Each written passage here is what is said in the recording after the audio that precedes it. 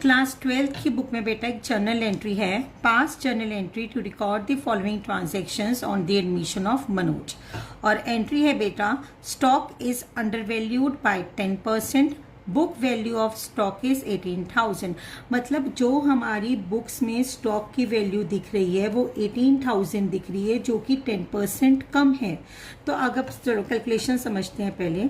अगर 90% of stock की value 18,000 है तो 100% के लिए क्या करें, यूनिटरी मेथड 18,000 यही रह जाएगा, 90 नीचे उतर के आएगा और 100 साथ में जाके लग जाएगा।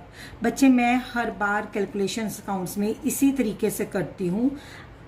अब ये जब आप कैलकुलेट करेंगे ये आएगा आपका 20,000। मतलब 20,000 का स्टॉक जो है आपने बुक्स में कितने का रिकॉर्ड किया हुआ है, 18,000 का किया हुआ है। तो इसकी जनरल एंट्री बनेगी बच्चे, stock account debit to revaluation account. कितने अमाउंट से हमने कम उसको रिकॉर्ड करा है, हमने उसको रिकॉर्ड करा है कम 2,000 के अमाउंट से, तो यहां आएगा बेटा 2,000। देखो बच्चों, जो रीवैल्यूएशन अकाउंट होता है ना, इसका नेचर ऑफ अकाउंट होता है नॉमिनल।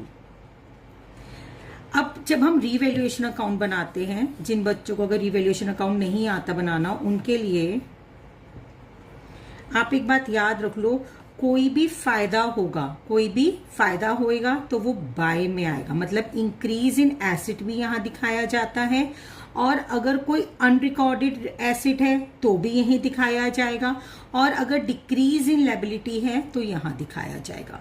और डेबिट में दिखाया जाएगा अगर डिक्रीज इन एसेट है, क्योंकि डेबिट का मतलब है नुकसान होना। अब किसी एसेट की वैल्यू कम हो गई तो मुझे तो नुकसान हो गया।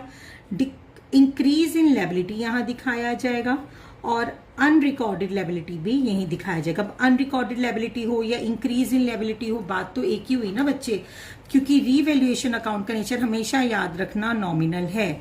दूसरी तरीके से इस ट्रांजेक्शन कैसे समझ सकते हैं, हमें स्टॉक की वैल्यू बढ़ानी है। स्टॉक जो होता है हमारा एसेट होता है, तो एसेट्स की वैल्यू कहाँ इंक्रीज होती है, डेबिट में होती है।